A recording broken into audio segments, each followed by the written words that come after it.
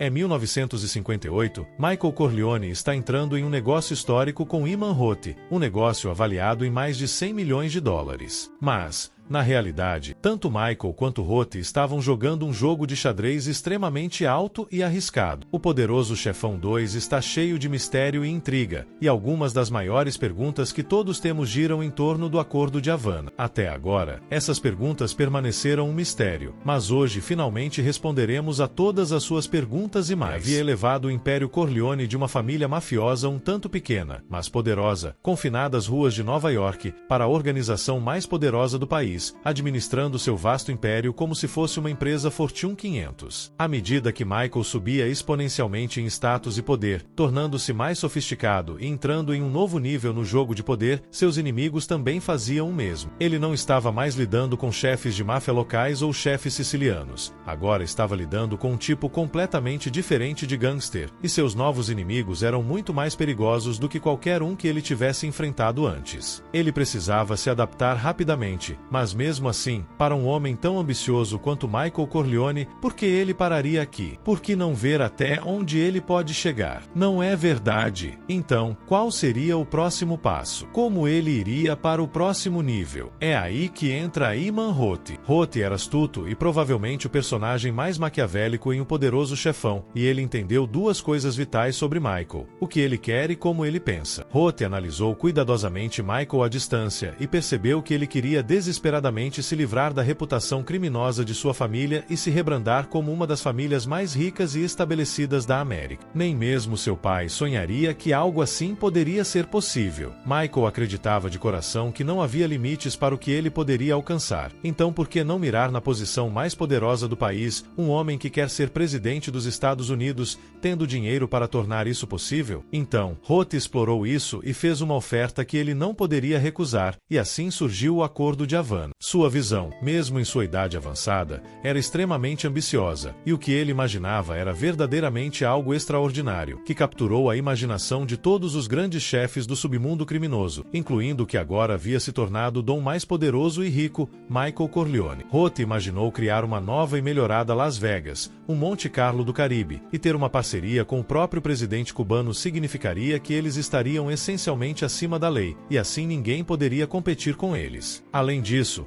o fato de estar apenas a 90 milhas do território dos Estados Unidos tornava perfeito para se tornar uma base de operações, pois estava longe o suficiente do alcance da lei, mas perto o suficiente de suas operações no país, especialmente porque estavam começando a sentir a pressão das autoridades. Portanto, esse seria o refúgio seguro que sempre desejaram para continuar a operar seus impérios criminosos. Embora os hotéis e cassinos em si fossem extremamente lucrativos, superando todas as suas operações atuais em Vegas, o verdadeiro dinheiro e o que poderia ser sua maior fonte de renda e todo o apelo desse negócio vinha de outra coisa: lavagem de dinheiro. Com esses novos empreendimentos e fontes de renda legítimas, eles poderiam usar esses meios para lavar todos os seus ganhos ilícitos de todo o país e até mesmo do mundo, permitindo-lhes acessar dinheiro limpo e não levantar muita suspeita. Mas essa visão muito audaciosa tinha um preço elevado, então não seria nada barato, e Roth entendeu isso completamente. O empreendimento custaria mais de 100 milhões de dólares. O que, para contextualizar, seria em torno de 1,1 bilhões de dólares hoje. O que estava em jogo? Um negócio dessa magnitude era um tanto complexo, com muitas pessoas e interesses envolvidos, mas aqui está o que você precisa saber. Roth e seus associados iriam construir e comprar uma série de hotéis e cassinos em Cuba, especificamente em Havana. Mas o gênio desse acordo era que eles não iam investir todo o dinheiro eles mesmos e ainda assim teriam a participação controladora. Então, como eles iam conseguir os 100 milhões necessários?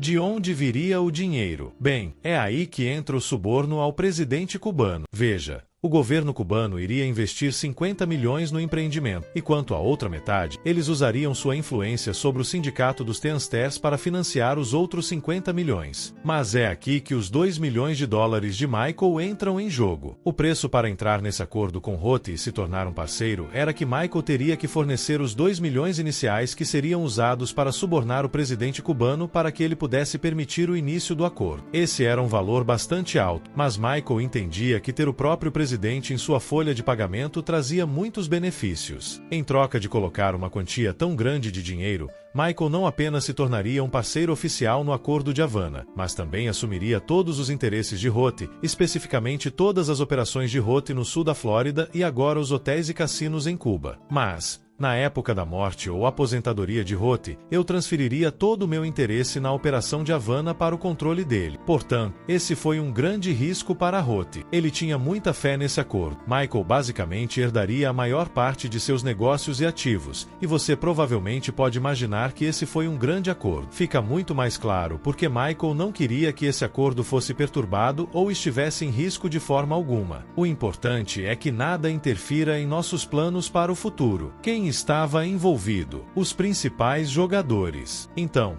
esse acordo não era exatamente apenas entre Michael e Roth, mas na verdade envolvia muitas outras entidades e indivíduos poderosos, notadamente o presidente cubano, outras famílias mafiosas, o sindicato dos Teamsters, bem como alguns senadores e governadores. Michael e Roth tinham apenas um acordo lateral junto ao principal. Porque Roth queria os $2 milhões de Michael? Porque ele precisava que ele permanecesse no acordo. Então, por que Roth queria os $2 milhões de Michael? Todos sabemos que Roth era rico o suficiente para colocar o dinheiro ele mesmo. Então, por que ele estava tão irritado com Michael? Em primeiro lugar, você tem que entender as razões pelas quais ele até permitiu que Michael entrasse no acordo para começar. Ter Michael como parte do acordo faria com que os outros parceiros se sentissem mais confiantes e confortáveis em se envolver. Michael, na época, era extremamente poderoso e tinha muitas conexões com pessoas extremamente influentes. Portanto, ele ia aproveitar o nome e a reputação de Michael. Mas quando Michael começou a questionar a probabilidade de sucesso do empreendimento, contradizendo diretamente a avaliação de Roth, ele temeu que Michael colocasse o acordo em risco. A outra razão era que, digamos, ele não queria ser Mogrener. Mas provavelmente a razão mais importante pela qual Roth queria que Michael fosse parte do acordo era, como você deve saber, para se vingar. Sua vingança viria de duas formas. A primeira seria roubando o máximo de dinheiro possível de Michael, que supostamente estava completamente alheio ao fato de que estava sendo manipulado, e em breve chegaremos a isso. A próxima e última razão era finalmente eliminá-lo e destruir a família Corleone. Portanto, seu objetivo principal era usar esse acordo para enganar Michael, criando uma falsa sensação de segurança, fazendo-o baixar a guarda e, quando ele menos esperasse, atacar. Mas, como sabemos, as coisas acabariam de forma bastante diferente. Portanto, Roth inicialmente queria usar isso como uma cortina de fumaça para esconder suas verdadeiras intenções. Vamos falar mais sobre a estratégia em nosso vídeo discutindo a Lei 3 do Poder. Com isso esclarecido, a pergunta que você tem agora é: por que Michael reteve o dinheiro? Você conhece a resposta óbvia. Mas e se eu te dissesse que finalmente encontramos a peça final desse quebra-cabeça e é algo que vai te chocar? Por que Michael reteve o dinheiro? O que realmente aconteceu com os $2 milhões de dólares? A maioria das pessoas pensa que foi de propósito, que como Michael estava suspeitando de Roth, ele reteve o dinheiro, o que faz sentido, mas na verdade não é verdade. Isso vai te chocar, mas não foi Michael quem reteve o dinheiro. Ele só começou a duvidar do próprio acordo depois de testemunhar a situação dos rebeldes de perto. Ele ainda queria continuar no jogo e, portanto, não tinha motivo para não enviar o dinheiro, mesmo sabendo que Roth estava atrás dele. Na verdade, aqui está o que Michael estava planejando exatamente. Michael queria finalmente fechar o acordo, garantir sua nova fonte de dinheiro e só então eliminar Roth e Olá. Por isso fez Fredo trazer pessoalmente o dinheiro, o que, como você deve concordar, não parece uma jogada inteligente da parte de Michael. Você imagina isso, né? $2 milhões de dólares no assento ao lado do meu no avião. Mas ele confiava nele, e na época isso era tudo o que ele precisava. Claro, depois de ver a situação dos rebeldes, ele sabia que o acordo não ia passar, então focou toda a sua atenção em se livrar de Roth e Olá. Eu já fiz minha jogada. Estou em Roth, nunca mais verei o nome. Foi quando ele realmente reteve o dinheiro, não antes. Então, não é tão simples quanto pensávamos, e agora a pergunta se torna: se não foi Michael, então quem foi? Tire um momento e comente rapidamente quem você acha que foi o responsável. Aqui está o que aconteceu. Michael realmente enviou o dinheiro para Cuba alguns dias antes. No entanto, o mensageiro que ele enviou foi então traído por Roth e Olá, que o eliminaram.